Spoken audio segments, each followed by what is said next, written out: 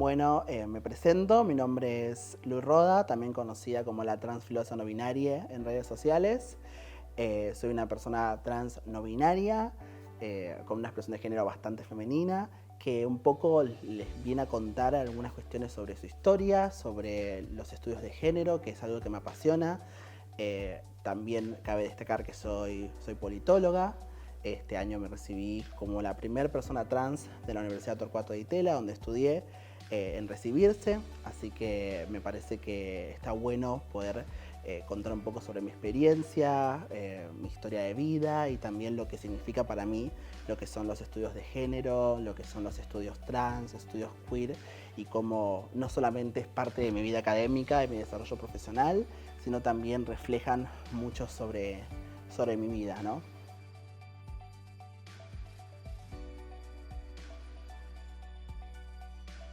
Quizás un punto interesante cuando empezamos a estudiar o a entender o a conocer esta emergencia de no binarismos, de personas que no se identifican ni como varones ni como mujeres, es empezar a conocer qué respuesta dan los estados, los gobiernos, las distintas organizaciones frente a estas demandas que estas poblaciones empiezan a generar. Es decir, los estados tienen una obligación de que cuando una población empieza a demandar ciertas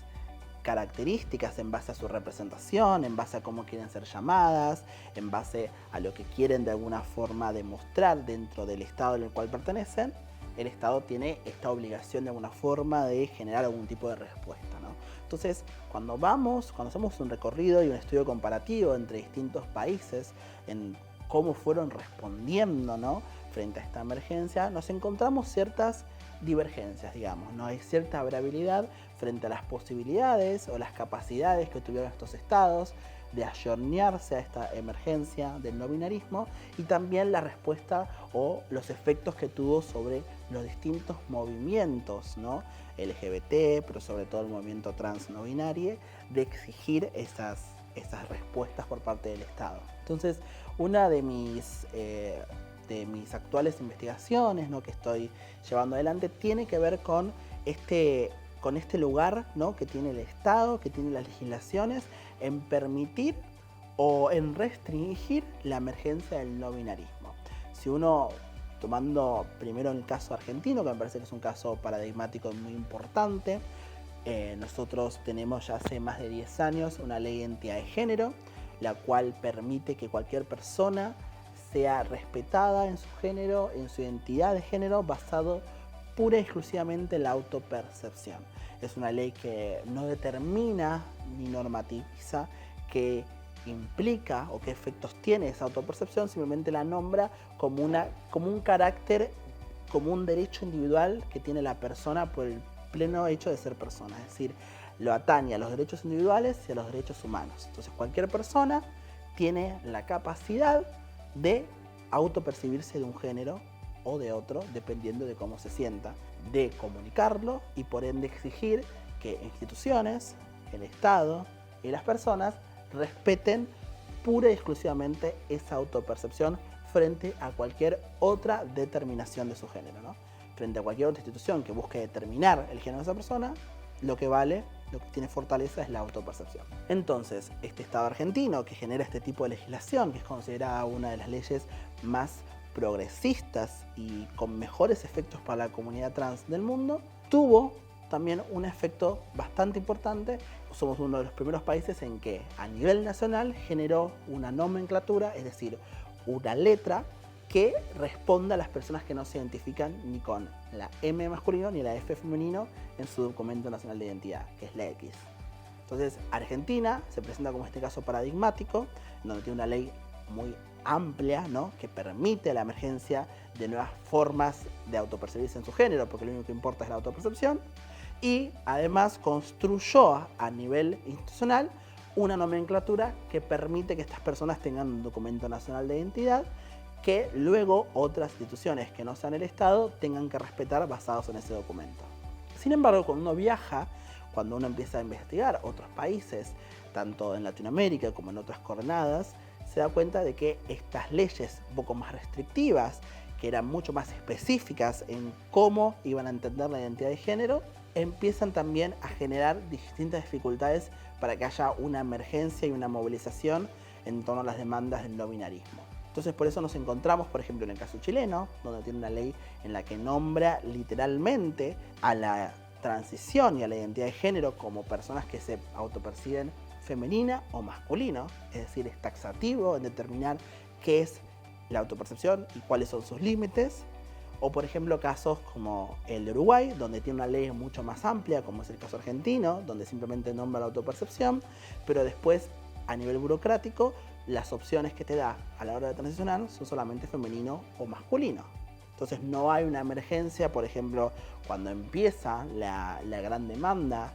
y la movilización por el DNI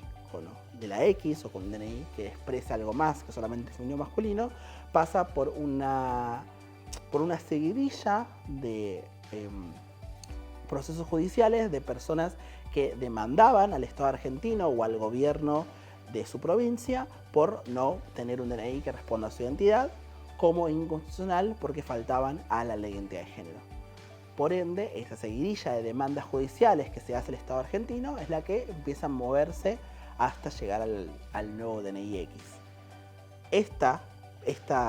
condición de posibilidades que genera nuestra ley no se genera en otros países y no se generan en nuestros hermanos chilenos o uruguayos. Por ejemplo, también está el caso mexicano, en donde debido a un federalismo extremo que tiene en su gobierno, la legislación va a depender de cada uno de los estados. Entonces, la historia, el contexto, el partido político que esté a cargo de ese estado es lo que va a determinar que haya una ley o no, o una ley más restrictiva o una ley menos restrictiva. Por ejemplo, el caso del estado de Oaxaca, que es donde están las Muches, esta tribu que ya contaba con expresiones de género que no eran masculinas o femeninas, tiene una ley mucho menos restrictiva que otros estados, y también hay estados que ni siquiera existe esta ley. Entonces es mucho más difícil que aparezca una emergencia de no binarismos porque están mucho más atomizadas las experiencias. Lo mismo pasa con Estados Unidos, donde también debido al estado en el cual te localices hay distintas experiencias. Por ejemplo, hay estados en donde incluso se permitió cambiar en ciertos documentos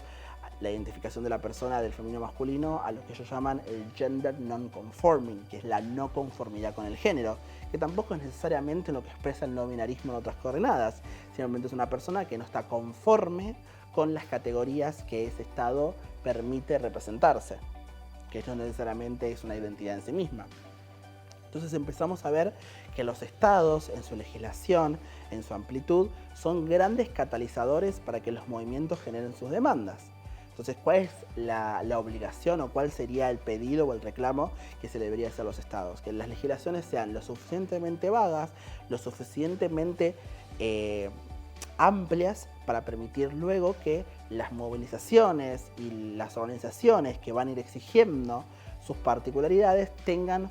una base. Es decir, la legislación tendría, en términos de identidad de género, tendría que funcionar como una base que permita una flexibilidad en torno al género y por ende debata el status quo. Es decir, si tenemos una ley de género que es restrictiva, que responde a características mucho más conservadoras de lo que es el género, que son el gran caso de la mayoría de las legislaciones europeas, como en España, como en Inglaterra, que son legislaciones que se basan en exigencias psicomédicas, judiciales, donde las personas trans tienen que presentar un diagnóstico de disforia de género, en la que tienen que llevar testigos a la corte que puedan testificar de que esa persona hace más de 2 años viven como una persona trans, construye también un movimiento donde va a haber más personas que respondan de forma conservadora a lo que es el género. Entonces, ¿qué es lo que está pasando en este momento en esas coordenadas? Que tenemos corrientes de personas trans que se llaman a sí mismas transmedicalistas,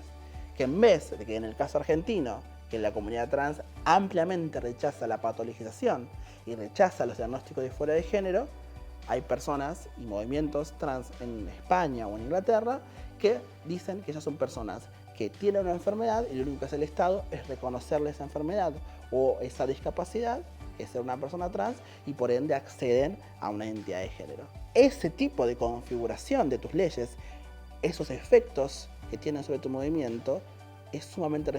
restrictivo para la emergencia de un no binarismo, para la emergencia de un movimiento que busque reconocerse por fuera de estos patrones o fuera de estas consideraciones conservadoras que se tienen sobre el género.